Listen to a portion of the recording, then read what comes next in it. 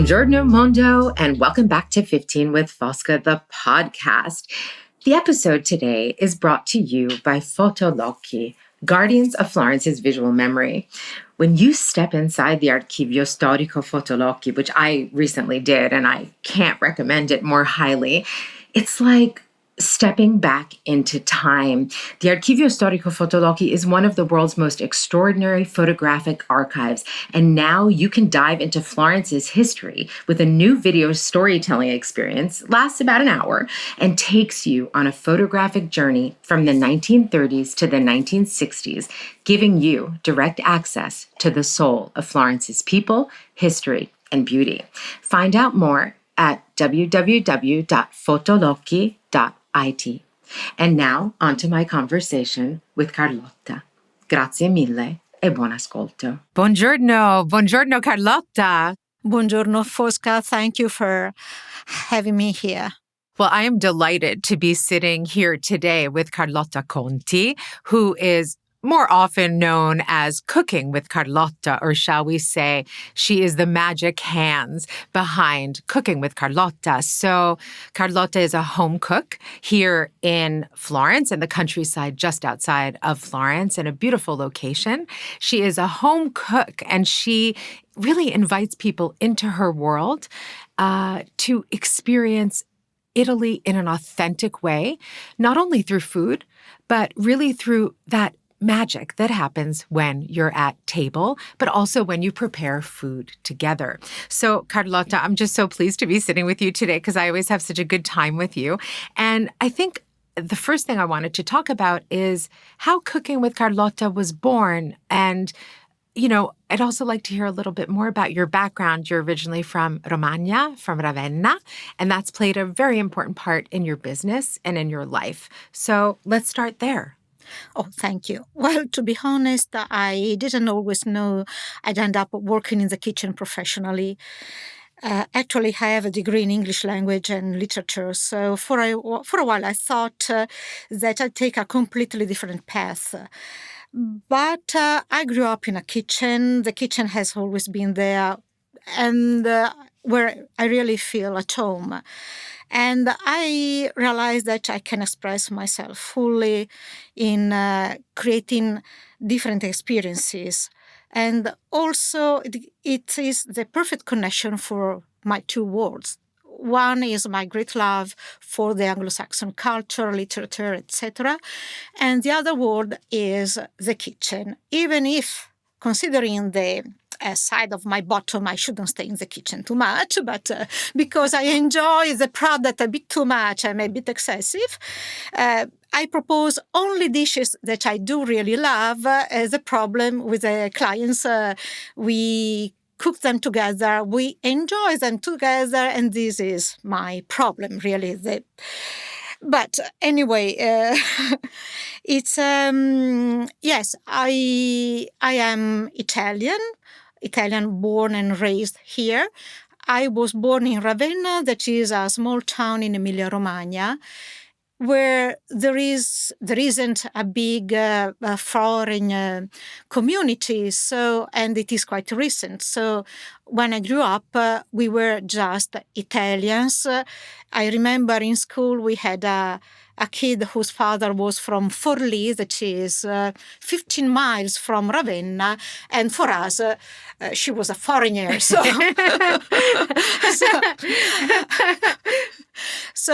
you understand that it was really a village at the time. Yeah.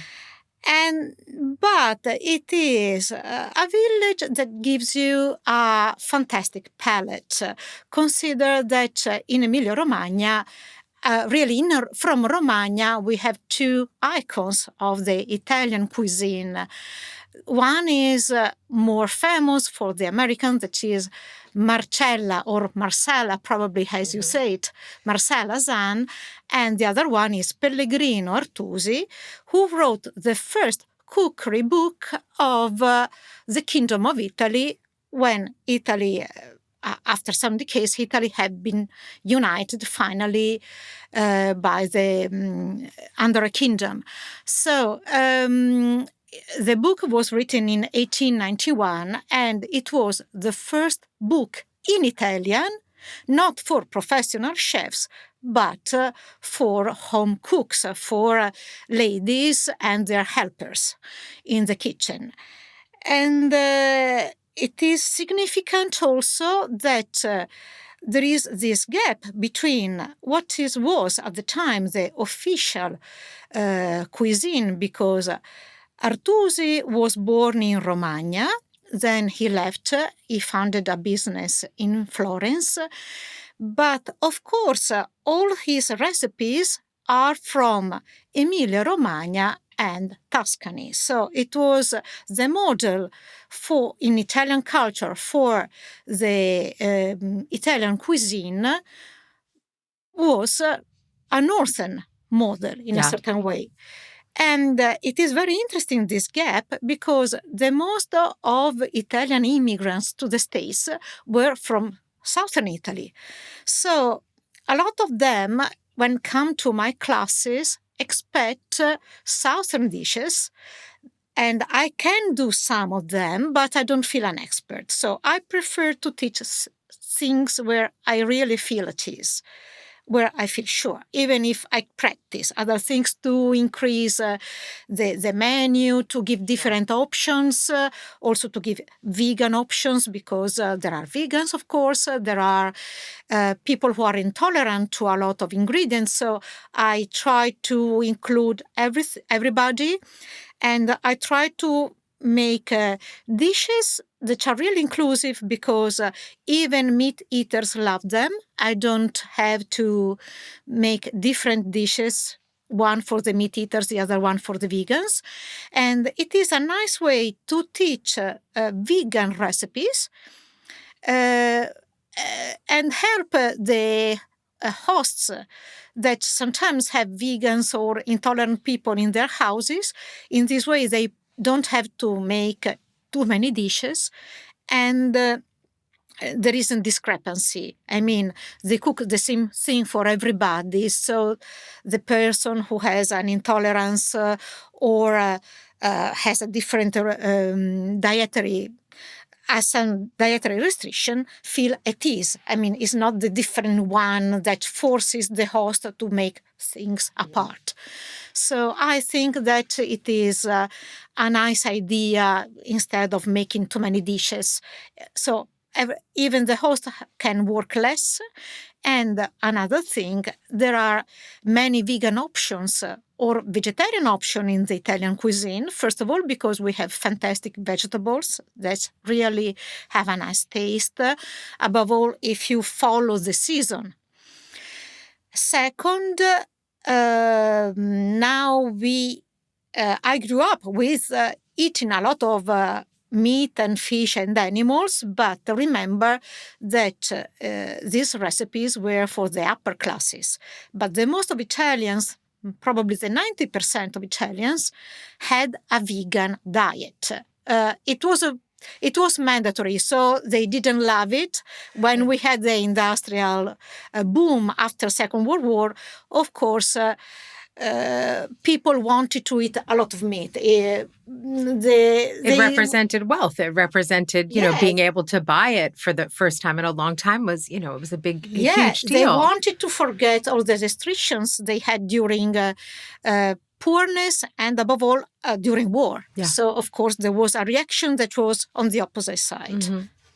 God, you've said so many interesting things, but I want to go back to your authenticity, because I think that is, and you spoke of it because, you know, you say when you speak about this sort of this gap between Italian American and Italian cuisine, or let's say the codified Italian cuisine that came along with Italy's unification and Artusi, etc.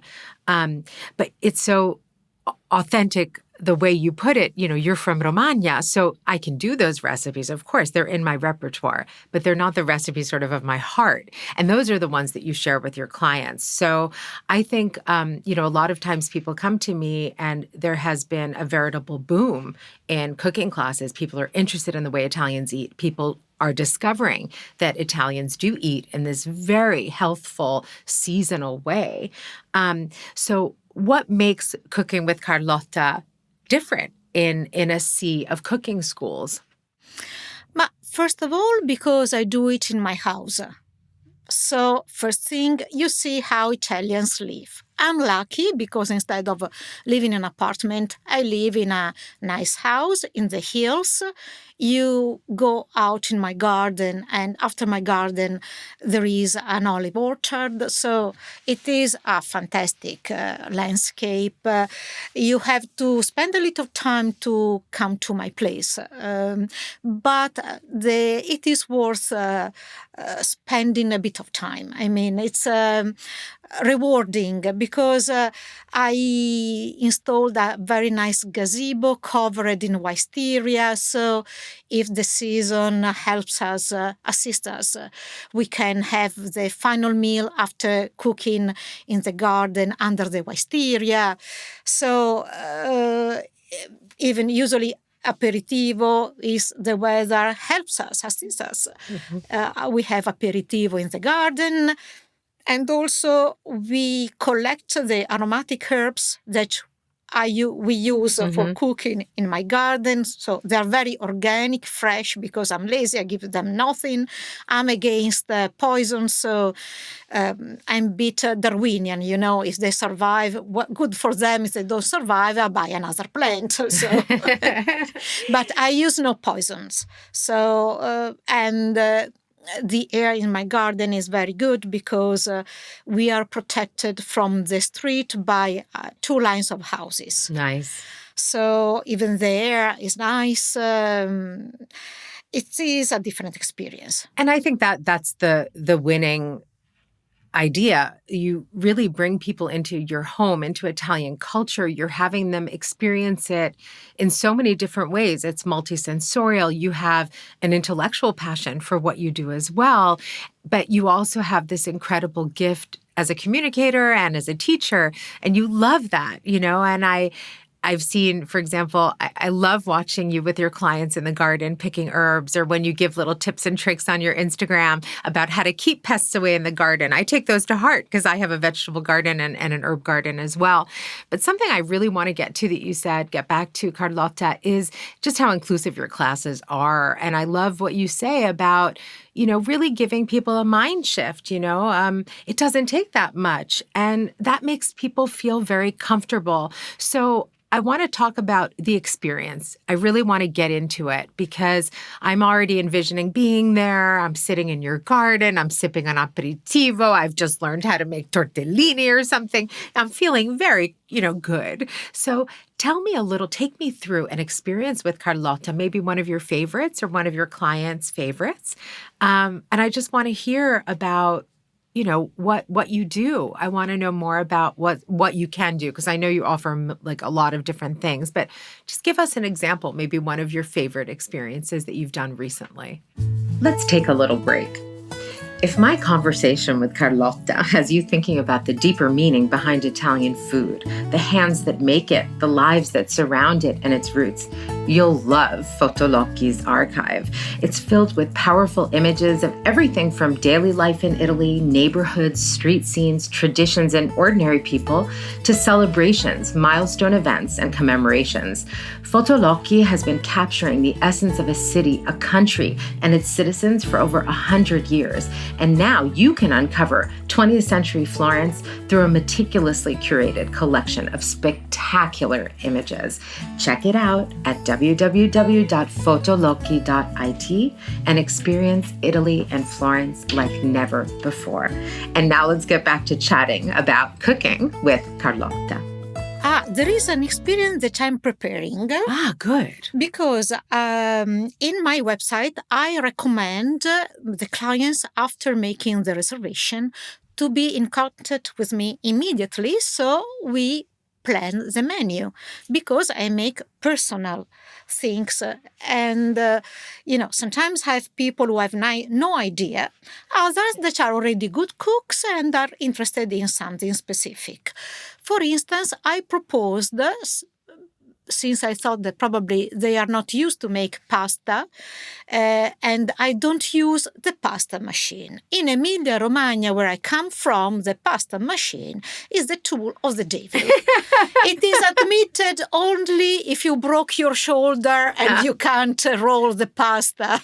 But You're funny. It's true, though. Yeah. No. In fact, you find it in some restaurants. You can see the cooks rolling pasta, and there is even written in our dialect, "la minestra fatta con esciadur," that means pasta made with a rolling pin, because it has a different texture. It takes the sauce in a different way. That's the main difference. So usually I propose the guitar spaghetti that are not typical from Romagna. They are from Abruzzo and from the south in general. And the good thing about them is that you don't have to roll the dough too thin, because usually you make to roll it really thin, but if you are not used to it, it can be really tiring. And consider that usually my guests have been around in Florence all day. They are tired. So the back is aching. So I prefer if they feel at ease and they work, they begin to see the first basis, but they need to relax and have fun. I don't want to be a slave driver with a whip, Right, work, so have fun. They need to relax. So there are two good things with guitar spaghetti, that is, you don't have to roll the dough too thin. Second, we use the guitar, that is the ancestor of the pasta machine. So it is this structure in wood with steel chords, like a guitar. You can play it in a certain way. And it is extremely funny. So my clients begin with simple stuff, so just eggs, flour, and a simple tool that you can buy easily everywhere by now. And this is a favorite thing. And now, since these clients were communicating with me while I was having this chat on WhatsApp with the husband, the wife, who loves cook, she's a great cook, I was told, Googled, and she discovered that spaghetti alla guitar spaghetti are typical from Abruzzo. And their family is from Abruzzo. Oh, wonderful. So I propose to make, with an Abruzzo recipe, the cheese with the little meatballs. Oh. That the most of Italians think that is an American dish. It's not. The main difference is that the meatballs made in Italy are very small, the size of an olive. Mm. Americans tend to make make bigger, Carlotta. Just a little bigger. Yeah, just a little. Olive? Try an orange. Yeah. Maybe not an orange, but like a tangerine. Yeah. And so I thought of, do you remember the scene in Lady and the Tramp? Of course. Of course. So, and there is the scene with the spaghetti with the meatballs. The spaghetti kiss. So my next post is about it, because I have always thought of doing them one day, and it was the occasion. So I tested them. I test the recipe before I do it. Somebody has to do it, Carlotta, but of course you have to always taste what you cook. Always. Yeah, I wanted to be sure that it was easy, right. Not to, and it's not difficult. It is very nice. So I made the first batch of pasta just to test the sauce, and the result is excellent. I'm sure that clients will enjoy it. If you need somebody to taste it and see how easy or difficult it is, and you need I volunteer always. I know somebody needs to do it. I know it's a difficult job. I know. I feel qualified. Yeah, sure. But sometimes I invite my friends to be my guinea pigs. Of course. Yeah. Of course. They tell me, okay, now I don't eat for a couple of days. Fantastic. That sounds perfect, actually. The right preparation. That sounds perfect. So you talked about the rolling pin, and it's such an important part of your identity, and it's in your logo, and it's just sort of an extension of you, but also it really is. It's your family, it's your identity, it's so many things. And you talked about it, you mentioned it. And I think that's sort of the unnameable special factor that you bring to the experiences that you offer to your clients. And I just want to compliment you again on your inclusive approach, but also I love the fact that you're bringing this family of clients closer to their heritage. You're going to be giving them this is the kind of experience that makes the difference when you come to Italy. Because I know this, because you make lifelong friends with your clients. They come back, they want to do your classes again. So I'd like to hear, I have two questions for you as we come to the end of our conversation. And the first is what's your favorite thing to prepare and to eat, whether it be with clients or alone? And that can be, is it maybe because it's a childhood thing or just something that it's a comfort food or just something that you absolutely, one of your go-tos. And then what are your clients, what do all your clients rave about when they leave? They say, oh my God, Carlotta's whatever was the best I've ever had. Well, usually the pasta is my, how can I say, pièce de résistance. Yeah. And my favorite is tagliatelle noodles with bolognese sauce. Of course. Wow. What else? Yeah. What else? Yeah. I'm also practicing a different bolognese in white because tomato was introduced quite late. Yes, it was. In above all in Northern Italy, in Bologna, again, it arrived in the last decades of the 19th century. And so it was, in Northern Italy, the cuisine was called cuisine in white because there was no tomato. And we also have more delicate ingredients. So we kept a lot of recipes in white because the tomato is a fantastic ingredient. We do love it, but it is a bit aggressive. So it tends to cover the taste of certain ingredients. That's why there is, in Northern Italy, there is the cuisine in white.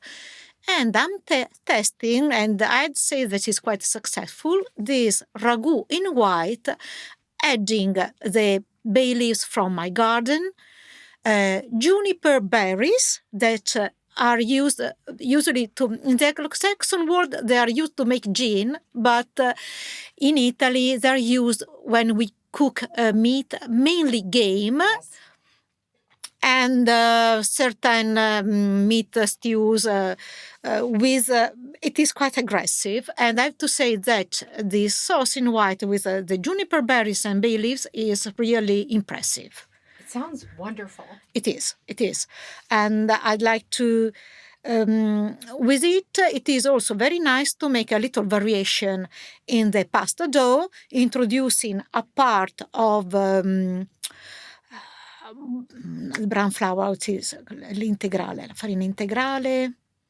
Whole wheat flour? Yes. Whole wheat flour? Whole wheat flour and a bit of fresh rosemary in the dough. Oh, that sounds wonderful. And so that's something you'll be trying out, and something that your clients are always just amazed by when they taste it? They are completely amazed by the fact that we don't use many ingredients. It is simple ingredients, few ingredients with great quality. So just guitar spaghetti with a simple tomato sauce. And before I serve it, I add fresh basil and a bit of burrata on the top. It's really impressive because you really taste the basic taste. They're not covered by too many spices, etc. And I think if we want to go back to your earlier point, which we didn't talk about, and I didn't bring it up again intentionally because I want to talk about it with you for hours, but that the disconnect or the gap between our notion of Italian-American cuisine and reconciling that with Italian cuisine when we come here. My origins are Southern Italian, and I've always lived in Florence.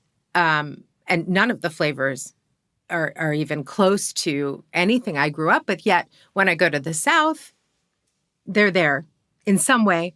You have to look a little. You have to maybe, they're a little more distant. But I like the fact that you really bring people into a very special space where they can learn so much about how to make changes that are quite simple also in their daily lives. When you let the ingredients speak for themselves, less is more, right? Yeah, in fact, in general, Italians are a bit suspicious when the dishes are covered by spices.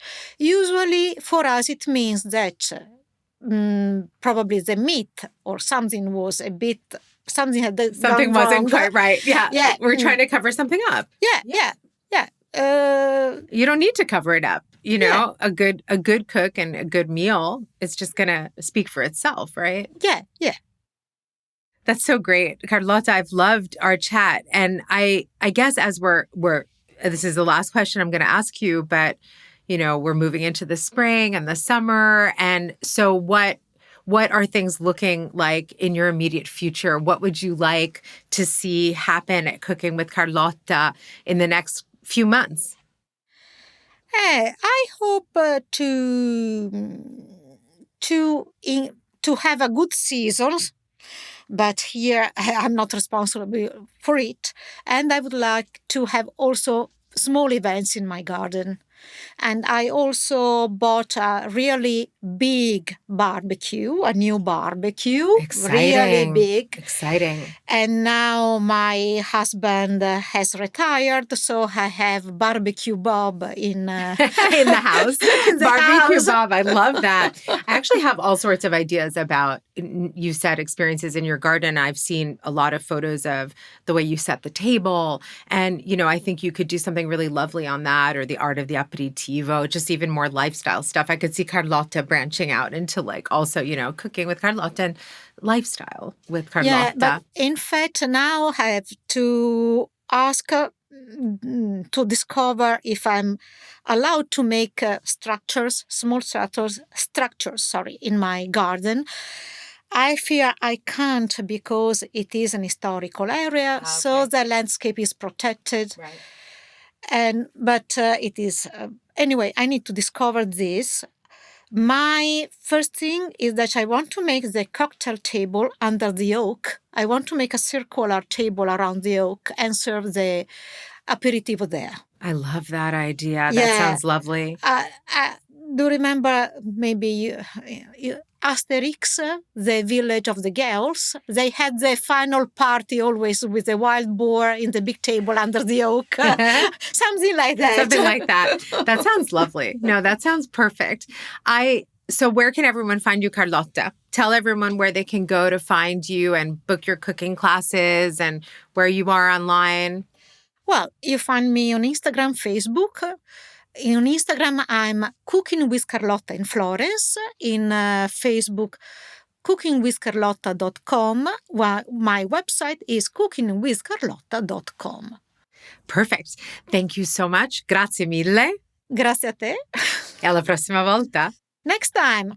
Really. Next time, though, with the sauce you were talking about in your garden. With a cocktail. With an aperitivo around the oak tree. Yes. And we'll see you all there. Sure. Grazie, Carlotta. Grazie a te. Thanks again to our sponsors, Fotolocchi, for supporting the podcast and for safeguarding Florence's rich heritage through images. If you love history and photography as much as I do, I invite you to explore and experience Florence's legacy in a truly rarefied and poignant way. It's an absolute treasure trove, and the experience is extremely powerful and moving. The Fotolocchi Archivio Storico is not only one of the world's most important and comprehensive photographic archives, it gives you privileged access to the beating heart of a city, its stories, and to the moments that defined it. Take a visual journey through the Florence of the past at www.fotolocchi.it and prepare to be transported. Grazie mille e alla prossima volta.